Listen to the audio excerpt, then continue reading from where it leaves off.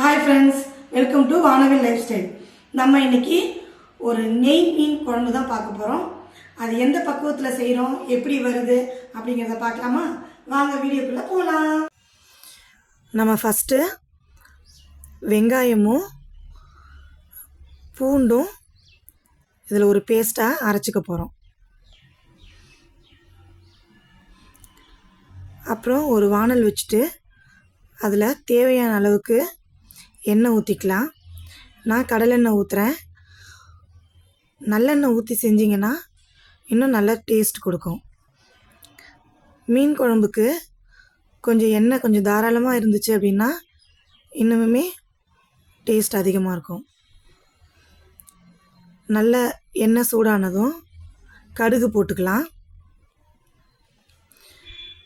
கடுகு நல்லா பொரிஞ்சதுக்கப்புறம் கொஞ்சம் வெந்தயம் போட்டுக்கலாம்.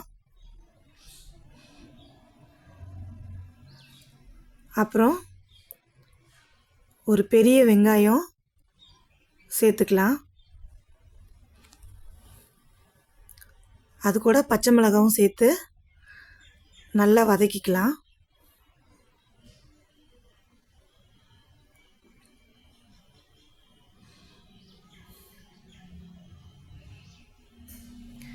வெங்காயம் நல்லா ஃப்ரை ஆகணும்.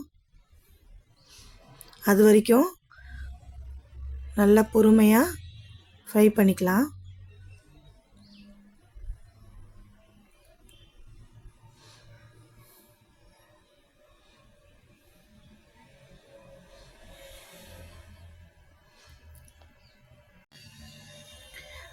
நான் நெய் மீன் எடுத்திருக்கேன். நீங்கள் எந்த மீன் வேணும்னாலும் இந்த மெத்தடில் செஞ்சுக்கலாம். சூப்பராக இருக்கும். வெங்காயம் நல்லா ஃப்ரை ஆயிடுச்சு. இப்போ இந்த ஸ்டேஜில் நம்ம அரைச்சி வச்சுருக்கிற அந்த பேஸ்ட்டு சேர்த்துக்கலாம். வெங்காயமும் பூண்டும் அரைச்சி வச்சுருந்தோம் இல்லையா, அதை இப்போ இதில் சேர்த்துக்கலாம். வெங்காயம் ரொம்ப அரையணும் அப்படின்னு இல்லை, ஒன்றும் பாதியமாக அரைச்சிக்கலாம். அதை அரைச்சி இதோடு சேர்த்து அதையும் நல்லா பச்சை வாசனை போகிற வரைக்கும் நல்லா மிக்ஸ் பண்ணிக்கலாம். நம்ம இந்த டிஷ்ஷுக்கு சேர்த்துருக்கிற அந்த பூண்டு நல்ல வாசனை கொடுக்கும், ஒரு நல்ல ஃப்ளேவர் கொடுக்கும். குழம்பு நல்லா அவ்வளோ டேஸ்ட்டாக இருக்கும். நீங்கள் வதக்கும்போது கொஞ்சம் ஹை ஃப்ளேமாக வைக்காமல் கொஞ்சம் மீடியம் ஃப்ளேமில் சிம்மில் வச்சு மாற்றி மாற்றி நல்லா ஃப்ரை பண்ணிக்கோங்க. ஏன்னா பூண்டு அதில் அரைச்சி சேர்த்துருக்கறனால அந்த பாத்திரத்தில் ஒட்டும். கொஞ்சம் நல்லா பொறுமையாக பண்ணுங்கள். நல்ல பச்சை வாசனை போகிற வரைக்கும் நல்லா ஃப்ரை பண்ணிக்கலாம். நான் பெரிய வெங்காயம் சேர்த்து அரைச்சிருக்கேன். நீங்கள் சின்ன வெங்காயம் போட்டுக்கிட்டிங்கன்னா இன்னும் டேஸ்ட் அதிகமாக இருக்கும். இப்போது நம்ம அரைச்சி வச்சுருக்கிற அந்த தக்காளி இதில் சேர்த்துக்கலாம். அதையும் நல்லா மிக்ஸ் பண்ணிக்கலாம்.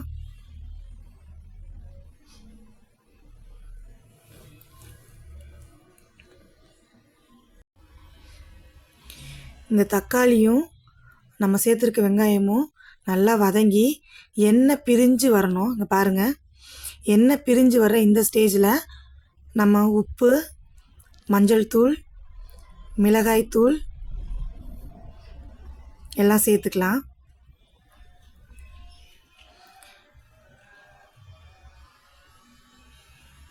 நல்லா மிக்ஸ் பண்ணலாம்.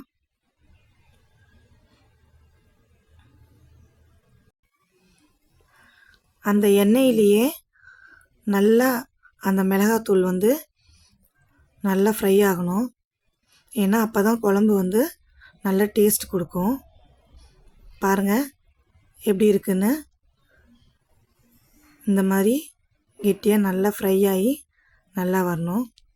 இந்த ஸ்டேஜில் நம்ம கரைச்சி வச்சுருக்கிற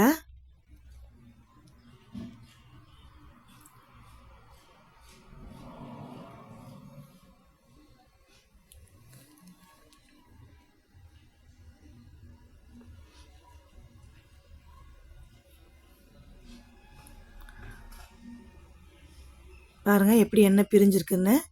இந்த ஸ்டேஜில் கரைச்சி வச்சுருக்கிற அந்த புளியை இதில் சேர்த்துக்கலாம். நல்லா மிக்ஸ் பண்ணி விட்டுருங்க. நம்ம மீன் வேற போடுவோம்.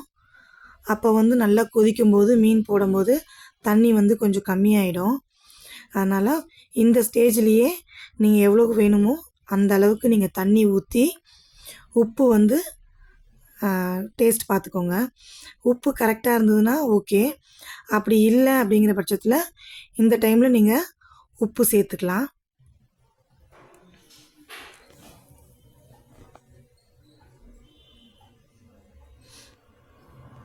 நல்லா கொதிக்கட்டும்.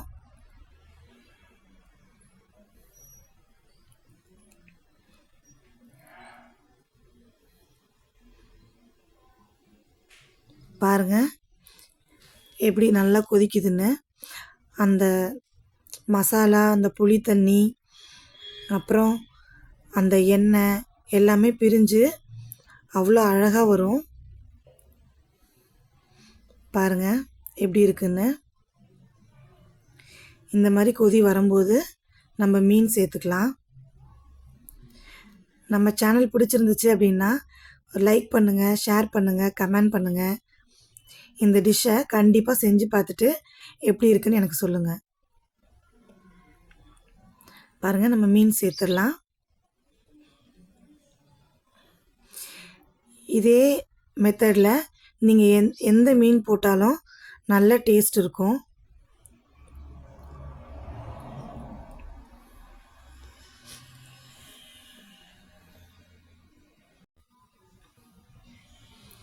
மீன் நம்ம போட்டுறோம். அந்த மீன் கொஞ்சம் நல்லா அந்த குழம்புக்குள்ளே போகிற வரைக்கும் நம்ம கொஞ்சம் கரண்டி வச்சு ப்ரெஸ் பண்ணி விட்டுடலாம். மீன் வேகிறதுக்கு ரொம்ப நேரம் ஆகாது, சீக்கிரம் வெந்துடும். சிம்மில் வச்சிடலாம். ஏன்னா ரொம்ப கொதிச்சுது அப்படின்னா உங்களுக்கு மீன் உடஞ்சிடும். மீன் உடையாமல் இருந்தால் தான் நல்லா டேஸ்ட்டாக இருக்கும். சிம்மில் வச்சுட்டு வேக வைக்கலாம். பாருங்கள் எப்படி இருக்குன்னு. அப்படியே அந்த எண்ணெய் பிரிஞ்சு வந்திருக்கு பாருங்கள். இதுதான் கரெக்டான பதம். மீன் பாருங்கள் எவ்வளோ சூப்பராக இருக்குன்னு.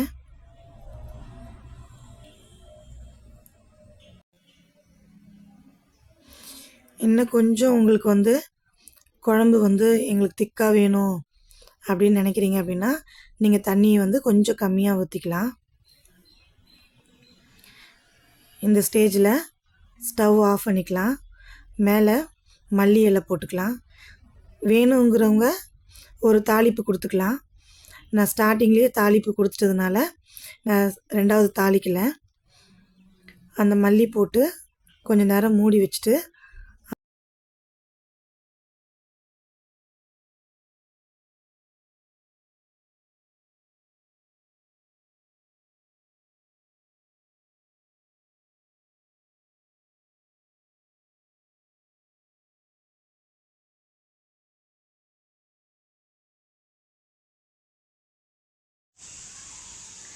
இதே மாதிரி நீங்களும் செஞ்சு பார்த்துட்டு எப்படி இருக்குன்னு கமெண்டில் சொல்லுங்கள். இதே மெத்தடில் செஞ்சிங்கன்னா சூப்பராக வரும். பாய். இன்னொரு வீடியோவில் பார்க்கலாம்.